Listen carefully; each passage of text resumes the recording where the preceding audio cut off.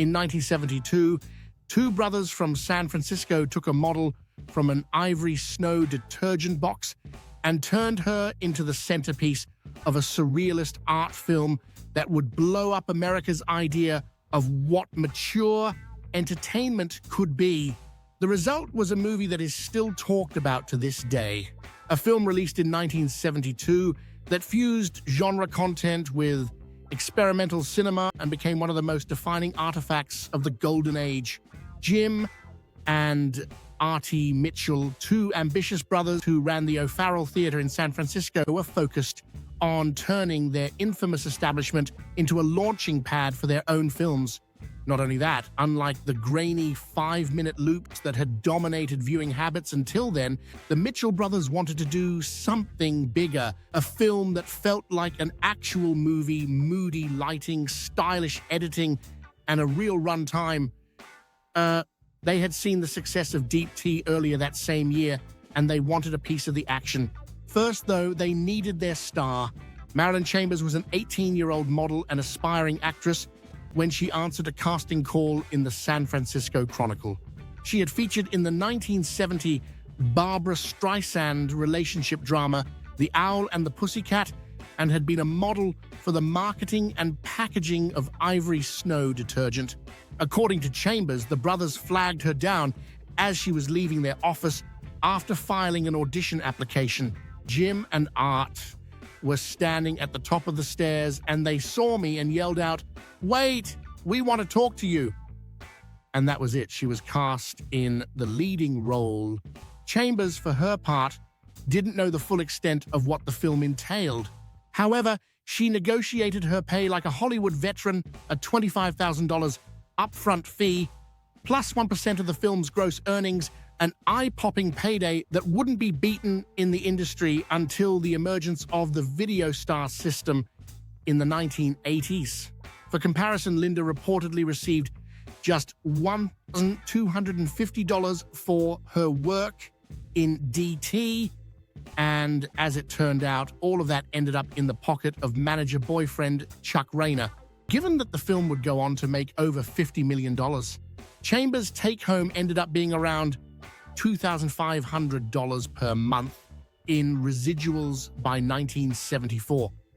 It was one of the smartest contracts in early-era film history. However, both sides benefited greatly from her casting, but more on that later. Shot in just a few days in San Francisco on 16mm film, the film was visually ambitious and weirdly beautiful. Most of the action takes place in a mysterious black-tie club. The audience is made up of masked and elaborately dressed guests. The lighting is soft. The music is moody.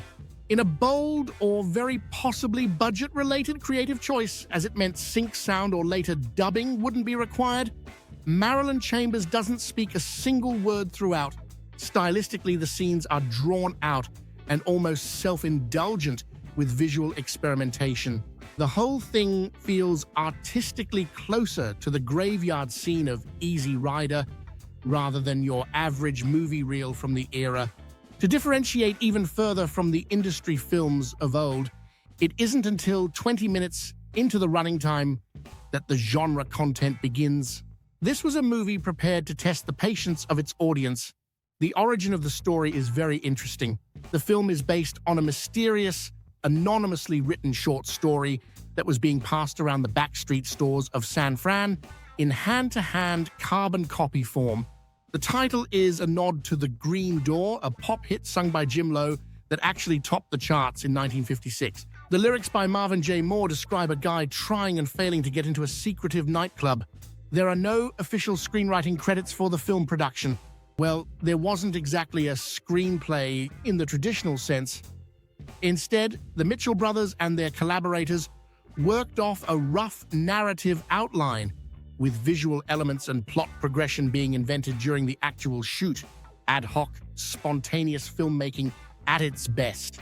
What little there is of the plot follows Marilyn Chambers as a silent, unnamed woman who's mysteriously whisked away by a pair of tuxedoed men and brought to an exclusive high society club tucked behind the titular green door. What unfolds is less a narrative than a ritual and is best experienced by watching the film rather than me explaining it. Aside from Chambers, the most memorable face in the narrative is Johnny Keys, a stage actor and singer who acted alongside the star in one of the narrative's most memorable scenes. Other actors included Lisa Grant, who played the matron at the venue. She had had a semi-successful mainstream TV and film career throughout the 1960s, appearing in shows such as Garrison's Gorillas and Dragnet.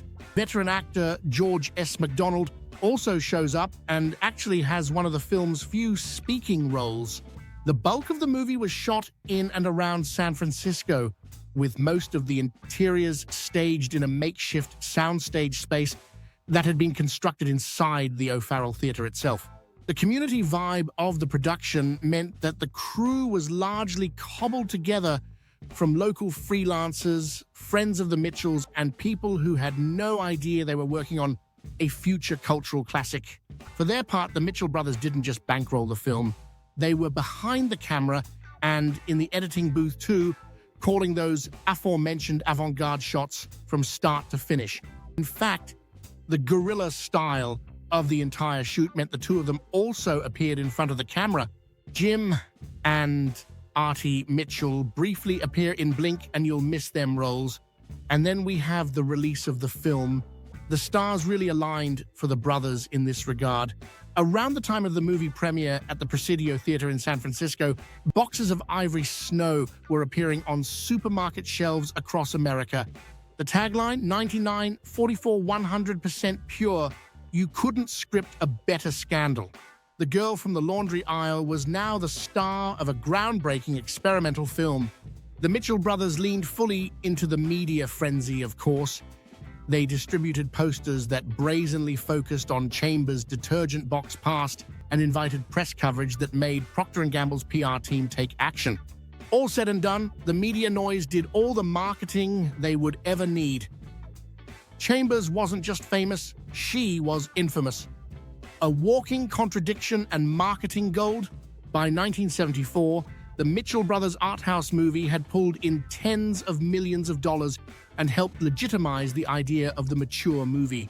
Chambers became one of the most famous genre film stars of the era and went on to appear in David Cronenberg's Rabid in 1977, further blurring the line between alternative and mainstream cinema.